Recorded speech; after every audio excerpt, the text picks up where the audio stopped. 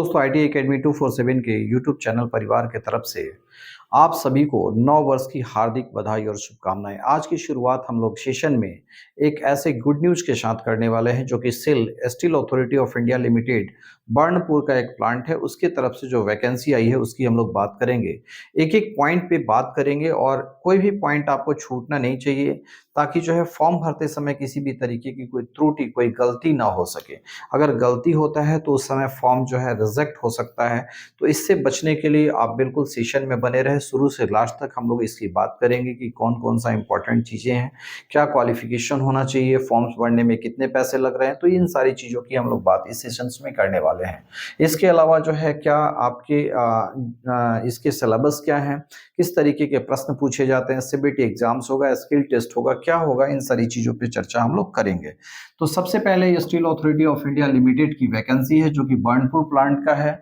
और ये प्लांट काफ़ी बड़ा है, चूंकि यहाँ पे देख पा रहे होंगे कि इसका टर्नओवर जो है एक फाइनेंशियल ईयर का टर्नओवर 1 लाख करोड़ रुपीस है। तो बहुत बड़े प्लांट्स हैं और इसमें जो है नौकरी पाना और नौकरी करना एक अपनी बड़ी अहमियत रखता है। डेट क्या है, 29/12 यानी कि 29 दिसंबर को ये नोटिफिकेशन आउट हुआ है। वैकेंसी क्या है, अटेंडेंट कम टेक्नीशियंस ट्रेनीज की वैकेंसी है। वैसे विद्यार्थियों के लिए है जो कि आईटीआई से विभिन्न ट्रेडों से पास आउट किए हैं उनके लिए है। उसके अलावा जो है डिप्लोमा वाले के लिए भी कुछ वैकेंसी जिसमें दिखाई गई है। Total number of vacancy 40 post है। इसमें H1 लेवल जो लेवल होगा वो H1 लेवल का स्केल होगा। पे स्केल क्या होने वाला है, 25,070 रुपये से शुरू होके 35,070 रुपये मिलने वाले हैं। इसके अलावा भी बहुत सारे अलाउंस होते हैं जो कि हिडन होते हैं। तो एक हैंडसम सैलरी पैकेज इसमें आपको देखने को मिलता है। इससे पहले भी हम लोग इस चैनल पे इसकी हम लोग बात कर चुके हैं सेल वाले, और काफ़ी अच्छी जो है एक पैकेज सीटीसी आपको मिलता है। इसके अलावा हम लोगों ने डिस्कस किया है कि प्रीवियस ईयर के जो क्वेश्चंस है वो किस तरीके के क्वेश्चन, जो टेक्निकल क्वेश्चन आते हैं किस तरीके के क्वेश्चन आते हैं, उसको भी हम इस चैनल पे जो है डिस्कस किए हैं। डिस्क्रिप्शंस में लिंक है, वहां से आप जाके चेकआउट कर सकते हैं। ओके, चलिए नेक्स्ट हम लोग बढ़ते हैं और बात करते हैं कि वैकेंसीज में क्या क्या है और किस तरीके की वैकेंसी है, कौन सी जो है ट्रेड के लिए इंपॉर्टेंट है, उस पर भी हम लोग बात करते हैं। तो फिटर की वैकेंसी है जिसमें कुल 6 पोस्ट हैं। यूआर के लिए 3 पोस्ट है, एससी के लिए 1 पोस्ट है, ओबीसी के लिए 1 पोस्ट है, ईडब्ल्यूएस 1 पोस्ट है, ईएसएम 1 पोस्ट। टोटल 6 पोस्ट यहाँ पे फिटर की निकल के आ रही है। उसके अलावा इलेक्ट्रीशियन की कुल 12 सीटें हैं। अपने जो है कैटेगरी में आप देख लेंगे कि किस कैटेगरी से बिलोंग करते हैं, उसके हिसाब से आप देखेंगे।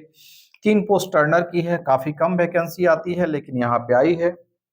तो वैसे विद्यार्थी जो टर्नर के हैं और पास आउट कर चुके हैं उसके लिए काफी एक अच्छा मौका है। ईओटी क्रेन ऑपरेटर का है, 9 पोस्ट है यहाँ पे, 2 यूआर का है और बाकी अपनी कैटेगरीज में आप देख लेंगे। वेल्डर में कुल 5 पद है। उसी तरह से हैवी व्हीकल्स ड्राइवर में कुल 5 पद है। ठीक है, अब जो है इस वैकेंसीज में स्पेशल्स क्या है उस पर भी जरा देखते हैं। इसमें जो शुरुआती के जो आपके 2 साल होंगे वो एज ए ट्रेनिंग जो है ट्रेनिंग पीरियड्स होगा आपको, और उस ट्रेनिंग पीरियड्स में ये स्केल ना मिलके एक कंसोलिडेटेड अमाउंट ऑफ सैलरीज मिलती है। सैलरीज नहीं, वो फिक्स्ड अमाउंट कह सकते हैं उसको, और वो जो है फर्स्ट ईयर के लिए कुछ और है, सेकेंड ईयर के लिए कुछ और है। जैसे ही आप ट्रेनिंग को कंप्लीट करते हैं तब इस पे स्केल में आपको परमानेंट मिल जाता है। ये वैकेंसी परमानेंट नेचर की है, इस बात का ध्यान रखें कि परमानेंट वैकेंसी है, कहीं भी टेम्पोररी वैकेंसी नहीं है कि 2 साल 4 साल के बाद आपको निकाल दिया जाएगा। ठीक है ना। अब दूसरी पोस्ट जो है ऑपरेटर कम टेक्नीशियन बॉयलर ऑपरेटर की पोस्ट है जो कि S3 कैटेगरी की है और S1 कैटेगरी की भी है। और इसमें आप देखेंगे कि जो है वो किसके लिए है, ऑपरेटर कम टेक्नीशियन बॉयलर ऑपरेटर S3 का है और एक S1 का भी है, अटेंडेंट कम टेक्नीशियन बॉयलर का है। इसमें कुल 3 पद हैं, 3 पद इसके हैं और 3 पद इसके हैं। ठीक है ना। और ये जो है डिप्लोमा वाले के लिए है। ठीक है, रिजर्वेशंस जो है, जो नॉर्म्स होगा सेंट्रल गवर्नमेंट का जो नॉर्म्स होगा उसके हिसाब से आपको रिजर्वेशन दिया जाएगा। एसटी एससी ओबीसी के लिए रिजर्वेशन का जो प्रावधान है उसके हिसाब से उनको रिजर्वेशन मिलेगा। 3 साल का रिलैक्सेशन एज में ओबीसी को मिलता है और एसटी एससी को 5 साल का रिलैक्सेशन अपर एज लिमिट में 5 साल का रिलैक्सेशन मिलता है। जो भी एग्जाम्स होने वाले हैं वो सीबीटी एग्जाम हो गए। सीबीटी एग्जाम्स के बाद स्किल टेस्ट होगा, उस पर भी हम लोग बात करेंगे। और ये जो आपकी जो सर्टिफिकेशन होनी चाहिए वो यहाँ पे दिया हुआ है, चौथे कॉलम में दिखाया है कि ऑन और आफ्टर 1/4/2023 तक बना होना चाहिए। इसके लिए आपको सेल्फ डिक्लेरेशन देना होगा at the time of skill test और ट्रेड टेस्ट, है ना। यानी कि ओबीसी वाले कैंडिडेट और ईडब्ल्यूएस कैंडिडेट्स के लिए है। चूंकि यहाँ पे क्या है कि आपको एक जो है इनकम सर्टिफिकेट बनाना होता है और 6 मंथ की ही उसकी वैलिडिटी होती है, इसीलिए इन्होंने ऐसा यहाँ पे दे रखा है, ठीक है। तो जैसे ही फॉर्म भरेंगे उसके हिसाब से आपको जो है दिखेंगे कि क्या क्या आपको करना है, उसके हिसाब से आपको फॉर्म भरना है, ठीक है। अगला जो है आप यहाँ पे देख पा रहे होंगे कि एज लिमिट जो है आपको दिया हुआ है कि किसके लिए कितना एज लिमिट है और एलिजिबिलिटी क्राइटेरिया क्या है, इस पे भी हम लोग बात कर लेते हैं। तो एलिजिबिलिटी क्राइटेरिया सभी के लिए अलग अलग है। आप देख पा रहे होंगे कि ऑपरेटर कम टेक्नीशियन बॉयलर ऑपरेटर जो है, इसमें जो 3 पोस्ट है उसमें 30 साल का जो है ये है। इसमें डिप्लोमा वाले को ले किया गया है 3 years diploma, matriculation with 3 years diploma, जो कि फुल टाइम होना चाहिए। कौन सा डिसिप्लिन, मैकेनिकल होगा, इलेक्ट्रिकल होगा या केमिकल होगा या पावर प्लांट होगा या प्रोडक्शन होगा या इंस्ट्रूमेंटेशन होगा, इस सभी में आपको डिप्लोमा किसी एक ट्रेड में होना चाहिए। और दूसरा जो है ये सर्टिफिकेट होना चाहिए, first class boiler attendance certificate of competency, ये होना चाहिए, तभी जाके इसके लिए आप एलिजिबल होंगे। दूसरा, उसी तरीके से इसमें जो एज अपर एज लिमिट है 28 साल का दे रखा है। ये एज लिमिट कब तक काउंट होगा? 18/1/2024 से काउंट होगा। मतलब यहाँ तक आपका जो है 28 साल या 28 साल से कम होना चाहिए, 18 से ज़्यादा 28 तक, है ना। यानी कि जो है 18 के बाद वाले ही किसी भी फॉर्म के लिए एलिजिबल होते हैं, तो 18 से 28 के बीच में होने चाहिए। और ये कब होने चाहिए? 18/1/2024 तक, ठीक है। तो इसी तरीके से इस वाले में क्या होगा? मैट्रिकुलेशन होना चाहिए, फुल टाइम आईटीआई होना चाहिए, या फिर अगर फुल टाइम आईटीआई नहीं है तो नेशनल अप्रेंटिसशिप सर्टिफिकेट होता है, एनएससी होता है, ऑफ रिस्पेक्टेड ट्रेड, यानी कि फिटर, रीगर या फिर इलेक्ट्रीशियन या फिर टर्नर में होना चाहिए। और ये सारा जो होना चाहिए गवर्नमेंट रिकॉग्नाइज्ड इंस्टीट्यूट से होना चाहिए, गवर्नमेंट रिकॉग्नाइज्ड इंस्टीट्यूट, है ना। तो गवर्नमेंट रिकॉग्नाइज्ड इंस्टीट्यूट से होना चाहिए, इस बात का भी ध्यान रखेंगे। दूसरा है second class boiler attendance certificate of competency, इसमें भी होना चाहिए। तीसरा, इसके लिए, इस पोस्ट के लिए जो कि आईटीआई के विद्यार्थियों के लिए है, तो इसमें जो है टोटल 12 सीटें हैं। किसके लिए है? ये इलेक्ट्रीशियंस के लिए है। S1 पे स्केल मिलेगा, 28 साल जो है अपर एज लिमिट है।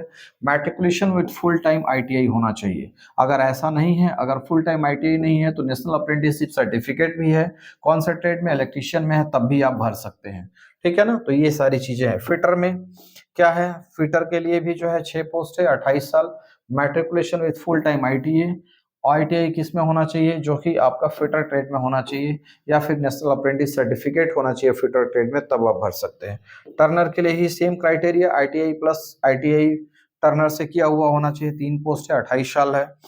वेल्डर के लिए भी जो है 5 पोस्ट है, 28 साल है। यहाँ पे मैट्रिकुलेशन प्लस आईटीआई अपने ट्रेड में होना चाहिए, फिर नेशनल अप्रेंटिसशिप सर्टिफिकेट होना चाहिए, ठीक है ना। तो इस बात की चर्चा हम लोग करें। अब इसके बाद 2 वैकेंसी और है इसमें, जिसमें अटेंडेंट कम टेक्नीशियन श्रेणी जो क्रेन ऑपरेटर का है, इसमें क्या है? ये 9 पोस्ट है, 28 साल है।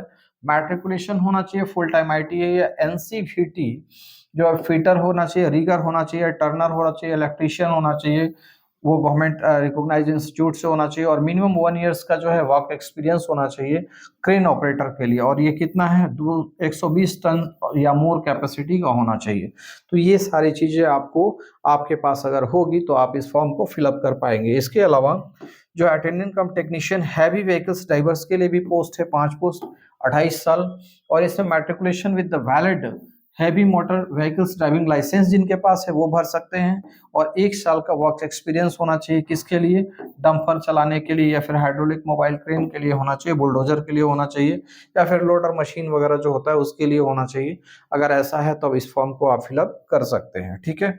अब चलते हैं नेक्स्ट। अगर हम देखते हैं तो ये जो ट्रेनिंग पीरियड कंप्लीट होने के बाद ही आपको क्या मिलना है, जो है बाकी चीजें आपको मिलनी है। यानी कि ट्रेनिंग पीरियड में जो है आपको स्टाइपेंड के तौर पे फर्स्ट ईयर में कुछ और सेकंड ईयर में कुछ मिलेगा, ठीक है ना। एज का रिलैक्सेशन हमने बताया था कि ओबीसी के लिए क्या होना चाहिए? 3 साल का एज का रिलैक्सेशन अपर एज लिमिट में मिलता है। यहाँ पे देखते हैं, देख पा रहे होंगे। उसी तरह से जो है 5 ईयर का एज रिलैक्सेशन किसके लिए मिलता है? एसटी एससी कैंडिडेट के लिए मिलता है। और 3 साल का जो है ओबीसी कैंडिडेट्स के लिए यहाँ पे दिया जाता है। अब इसमें और कुछ विशेष नहीं है जिसकी हम लोग चर्चा करें। अब इसमें जो है कैसे ये होगा, क्या क्या अमाउंट्स मिलने हैं, क्या पैसा मिलने वाला है। तो ग्रेड पे वो है आपका S3 और H1 है। S3 किसके लिए? बॉयलर ऑपरेटर के लिए है। ऑपरेटर कम टेक्नीशियन वाला जो पोस्ट है उसके लिए है। और इसमें H1 के लिए जो है ये दिया हुआ है, ठीक है। और यहाँ पे देख पा रहे होंगे कि जो जैसे टेक्नीशियन जो भी आप बनेंगे, तो उसमें जो है 2 साल का आपका ट्रेनिंग पीरियड होगा। पहले साल में अटेंडेंट कम टेक्नीशियन वाला जो पोस्ट है, उसमें पहले साल में आपको 12,900 रुपया मिलेगा और दूसरे साल में 15,000 मिलेगा। क्यों मिलेगा? चूंकि ये 2 साल का ट्रेनिंग है। जैसे ही आप कंप्लीट करते हैं तब जाके H1 ग्रेड में, ग्रेड पे में जो ग्रेड लेवल जो दे रखा है S1 के लिए, इस लेवल में आपका परमानेंट जो है, इस बेसिक पे आपका फिक्सेशन होना शुरू हो जाता है। इनिशियल में जो है 2 साल में आपको पहले साल में ये मिलेगा और दूसरे साल में ये मिलेगा। पहले साल के हर महीने में ये मिलेगा, ठीक है ना? तो पहले साल के लिए जो है 12,900 रुपए हर मंथ और दूसरे साल में 15,000 रुपए हर मंथ में मिलेगा।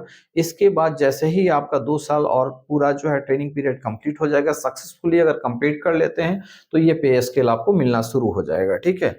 उसमें बहुत सारी चीज़ें अलाउंस जुड़ के मिलती है, तो काफ़ी अच्छा हैंडसम सैलरीज हो जाता है। तो इसकी चिंता ना करें, आप पहले जो है वैकेंसी को देखें और वैकेंसी के अनुसार अपना प्रिपरेशंस को धार दें। चूँकि इस यूट्यूब चैनल पे हमने पहले भी जो है प्रीवियस ईयर के क्वेश्चंस को डिस्कस किया है। अगर इससे रिगार्डिंग कुछ भी आपकी क्वेरी होगी तो कमेंट बॉक्स में ज़रूर लिखें। वहाँ पे मैं कोशिश करूँगा कि इससे रिलेटेड जो प्रीवियस ईयर के क्वेश्चन है उसको भी मैं अपलोड करूँ। 100% उस चीज़ों की बात करेंगे हम फिर वहाँ पे। अब इसके अलावा जो है आगे जो चीज़ें हैं उसको ज़रा हम लोग देख लेते हैं। मोड ऑफ सिलेक्शन क्या होगा? आपका सीबीटी एग्ज़ाम्स होना है और ये सीबीटी एग्ज़ाम होगा, है ना? ये आपका सीबीटी टेस्ट होगा और उसके अलावा स्किल टेस्ट और ट्रेस टेस्ट होगा, ठीक है? मतलब विदाउट सीबीटी कोई भी जो है स्किल टेस्ट और ट्रेस टेस्ट नहीं होने वाला है, यही सारा चीज़ इसमें लिखा हुआ है, ठीक है ना? फाइनल सिलेक्शन जो होना है वो किस पे होगा? मेरिट जो बनेगा वो दोनों को कंबाइंड करके बनेगा, यानी कि जो सीबीटी एग्जाम का जो स्कोर होगा और प्लस जो है स्किल टेस्ट और ट्रेड टेस्ट में जो आपका परफॉर्मेंस होगा, उसी के आधार पे जो है मेरिट बनने वाला है, ठीक है? अब आगे बात कर ले कि रिटन एग्जाम का जो सेंटर होगा वो कहीं भी दे सकते हैं, ये सारा चीज इन्होंने मेंशन किया है यहाँ पे, ठीक है? कहीं भी ऑल ओवर इंडिया में भी कहीं भी सेंटर हो सकता है। फिजिकल स्टैंडर्ड क्या होना चाहिए S1 कैटेगरीज वाले के लिए? तो ये देखिए अपनी कैटेगरीज में आप देख लेंगे, मेल में है ये आपका 155 और 45 और फीमेल के लिए वो दे रखा है। ये सारी चीजें तो है और इसके अलावा जो है फीस वगैरह का भी थोड़ा सा आप देख लें कि जो फॉर्म भरते समय फीस कितना लगना है। तो ऑपरेटर कम टेक्नीशियंस के लिए जो फीस है वो 500 रुपये है और ये यूआर ओबीसी और ईडब्ल्यूएस के लिए है और बाकी अदर्स कैटेगरीज के लिए 150 है। उसी तरह से अटेंडेंट कम टेक्नीशियन जो कि आईटीआई वाले के लिए है, मोस्टली आईटीआई वाले इसी को अप्लाई करते हैं, 300 रुपये और यहाँ पे 100 रुपये। 300 रुपये किसके लिए? यूआर और ओबीसी और ईडब्ल्यूएस के लिए और बाकी कैटेगरी के लिए वो है। इसके बाद अटेंडेंट कम टेक्नीशियंस वाले अटेंडेंस का भी 300 और 100 रुपये यहाँ पे दे रखा है, ठीक है?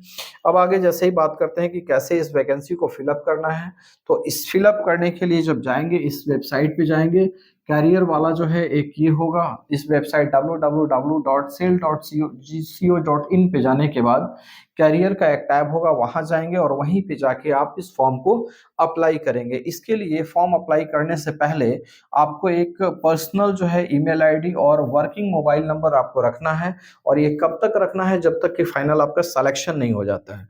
तो इस बात का बिल्कुल ध्यान रखेंगे और देखिए यहाँ पे जो है फॉर्म भरते समय ही सावधानी रखना है।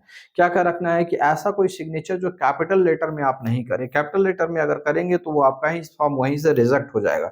कोई गगल्स या सनग्लास पहन के फोटो ना खिंचवाएं, है ना? तो फोटो का जो बैकग्राउंड होना चाहिए वो व्हाइट होना चाहिए, इन्होंने ये दे रखा है और इसी के आधार पे ये जो है फिर छांटना शुरू करते हैं। तो इस बात का बिल्कुल ध्यान रखें। यहाँ पे candidates should ensure that they have recent passport size photographs होने चाहिए, कलर फोटोग्राफ्स होने चाहिए, जेपीजी और इस मोड में होना चाहिए और कितना केबी? 50 केबी है उससे कम होना चाहिए। विथ बैकग्राउंड कैसा होना चाहिए? व्हाइट बैकग्राउंड होना चाहिए, यानी कि पीछे जो है व्हाइट बैकग्राउंड होना चाहिए। Candidate must ensure that they are not wearing sunglasses, कोई सन ग्लास ना पहना हो या डार्क ग्लासेस नहीं होने चाहिए।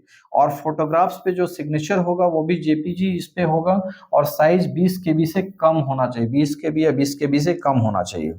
और देखिए इंडिविजुअल अल्फाबेट्स नहीं होने चाहिए और कैपिटल लेटर्स में नहीं होने चाहिए या फिर इनिशियल्स नहीं होने चाहिए। पूरा लिखेंगे, रनिंग में लिखेंगे, है ना? डिजिटल फॉर्मेट में अपलोड किया हुआ भी नहीं चलेगा, इसलिए ये सारा चीज लिखा हुआ है ना? ठीक है, तो ये सारी चीजों पे बिल्कुल ध्यान रखेंगे और ऐसी कोई गलती ना करें ताकि जिसकी वजह से आपका फॉर्म क्या हो जाए? रिजेक्ट हो जाए इनिशियल स्टेज में, ताकि बहुत अच्छी जो है चांसेस है ना? और इस चांस को मिस मत होने दें, है ना? जो भी सेफ्टी एग्जाम के लिए जो कॉल लेटर मिलेगा, स्किल टेस्ट और इसके लिए होगा, वो सारा जो है आपको जो आपने आईडी दिया हुआ है उस पे भेज दिया जाएगा, या फिर जो है नंबर जो दिया हो उस पे एसएमएस पे भी आपको मिलेगा। तो इस चीज़ का आप ध्यान रखेंगे। दूसरा है, आपको जो एप्लीकेशन जो फॉर्म फिलअप करेंगे आप, तो इस वेबसाइट, दोनों वेबसाइट में से किसी भी वेबसाइट पे जाके आप फिलअप कर सकते हैं।